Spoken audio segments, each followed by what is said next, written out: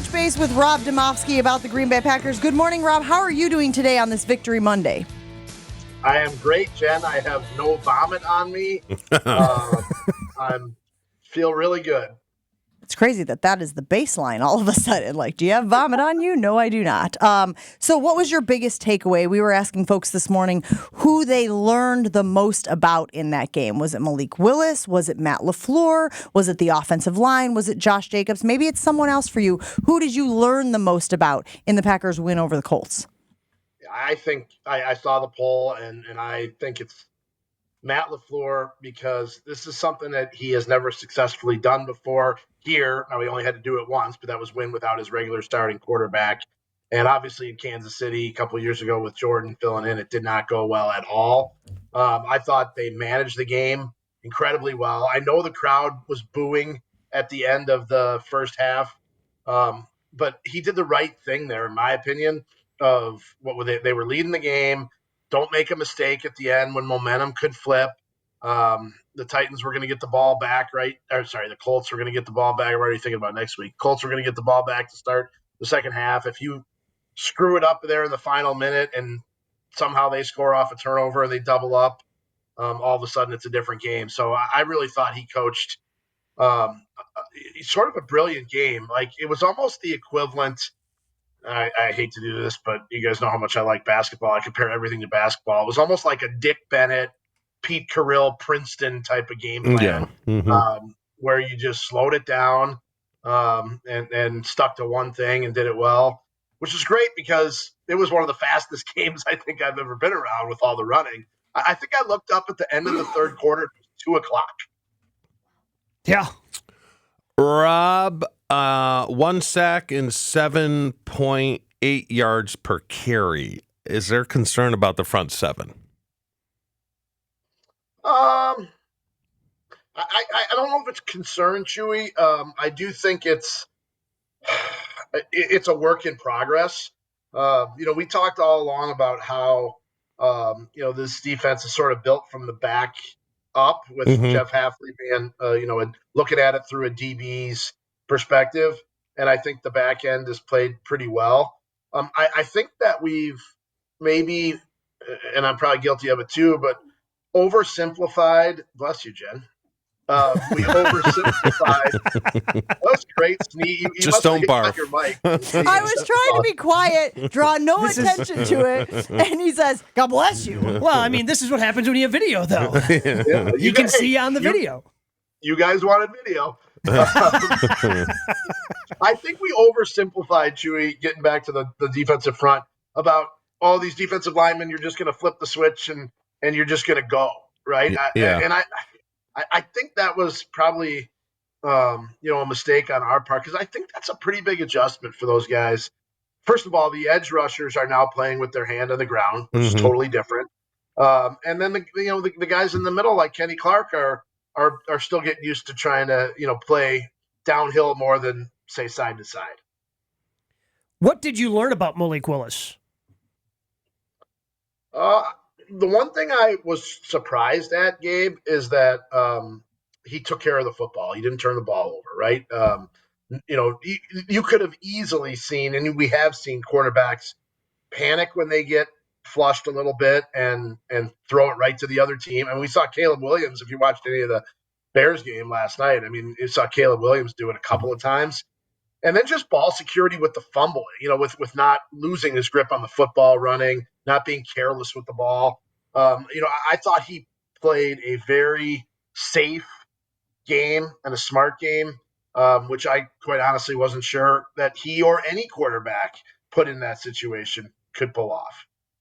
Rob Demovsky hanging out with Jen, Gabe, and Chewy this morning, as he will each and every Monday during the football season. There has been a lot of talk of Matt LaFleur. You mentioned it as well as we did at the beginning of the show. We've actually talked about Adam Stenavich a little bit, because Matt LaFleur said that he did a really good job. Where does Tom Clements fall in here as far as helping Malik Willis put his best foot forward in that game? Yeah, I don't know, Jen, if it's so much that game, because Tom, I think Tom's best attribute is coaching quarterbacks over the long haul development. And Tom's one of the best around. I don't know if anyone including Tom Clements, who might be one of the best quarterbacks coaches I've ever seen, can have an effect that quickly on a guy's fundamentals. Now, could Tom have helped him with some read stuff and seeing what the Colts defense was doing? Absolutely. But I think Tom Clements' best attribute is his long-term work. And, I was told last week leading up to the game that, obviously the Packers never thought that Willis would play so quickly, but that they really wanted a whole year with him to develop him and see where they could get him and where Tom Clements could help him progress. They wanted this to be a redshirt year for him. Rob, how concerned are you about the Tennessee game? Because I can tell you they're not rushing for 261, and Malik is going to have to do more against a team that knows him very well. Yeah, I think that's a great point. But I think on the flip side, and I haven't seen anything to say whether they're making a change at quarterback, but from what I've seen from Will Levis, man, this defense, the Packers defense, which already has 6 takeaways, should probably get 4 or 5 more off Will Levis because, I don't know. The things I've seen that guy try to do, it's just I don't know how you can play that way. So I do think the defense, sort of getting back to your point about the front seven, Chewy, I think next week if Malik Willis does have to play again, and I'm not convinced that he's going to, from what I was told, Jordan Love was very close to playing and that was not a charade. But if Malik Willis has to play again, and you're right, I can't imagine that they would be able to put up that kind of rushing numbers a second week in a row. I think defense is going to have to carry the way next week if they're going to win in Tennessee with Malik Willis. That being said, this is another game where if you have to be without Jordan Love, you'd rather it be this game than, a game against a surefire, playoff contender. Does Brian Gutekunst deserve a little bit of credit for this? Because I have a hard time imagining that Aaron Jones would have gotten 32 carries had it been Aaron Jones instead of Josh Jacobs in the backfield. It's funny, Gabe, because as the carries were piling up, I looked up, I knew Aaron Jones had carried 30 times as he was approaching 30. But the amazing thing is, Aaron Jones' high carries was 25 times, and he did it one time. 25 one time. And they went out and got a guy who is built for, I don't want to say he's built for, whatever 30 times 17 is over the course of a season, 500 carries or whatever that would be. I'm terrible at math, as we've discussed many times, but I don't think that, and yet it still keeps coming up. It does. And I got this, this thing I got here. I happen to have it right here. This is my diploma from Ohio University. I have no idea why it's sitting on my desk, but it is. No math was required for this degree. Zero. Not a single math class was taken to acquire this piece of paper. Good for you. The only reason I have that there is my parents cleaned out a bunch of stuff and gave it to me the other day. Oh, that's the best when your parents are like, hey, we've had this in the house. You need to take it. Where were we going before I decided? Josh Jacobs versus Aaron Jones. The American Conference School. Josh Jacobs versus Aaron Jones. Yeah. No, I think Gutekunst went out and made a bold decision there. And part of that decision was made by him because Aaron Jones wasn't going to take the pay cut.